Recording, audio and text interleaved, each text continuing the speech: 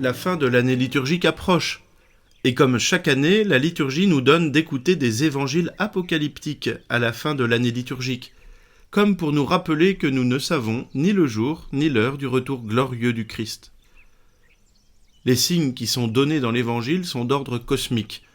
Après une grande détresse, le soleil s'obscurcira et la lune ne donnera plus sa clarté. Les étoiles tomberont du ciel et les puissances célestes seront ébranlées. Nous pouvons certainement les lire de façon symbolique.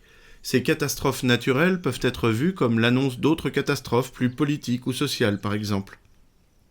C'est ce que fait l'auteur anglais Robert Hugh Benson dans son livre « Le Maître de la Terre ».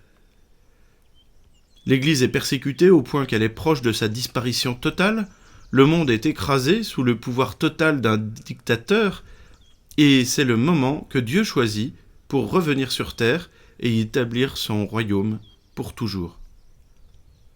Ce genre de réflexion peut nous aider au quotidien à donner du sens aux épreuves que nous rencontrons sur notre chemin.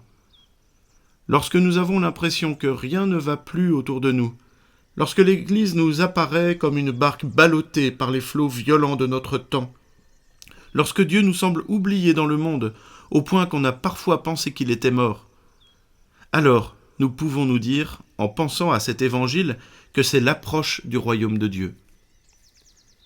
Et si l'épreuve continue encore un peu de temps, c'est par patience de Dieu, comme le dit saint Pierre dans sa 2e lettre. Le Seigneur ne tarde pas à tenir sa promesse, alors que certains prétendent qu'il a du retard.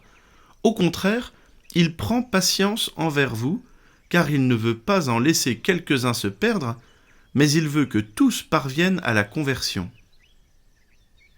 Le royaume est proche de nous, essayons donc d'avoir la même patience que Dieu.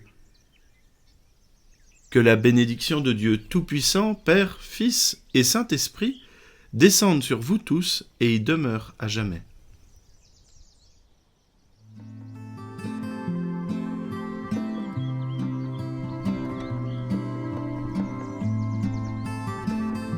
Écoutez la parole du jour, chaque jour sur Catoglade.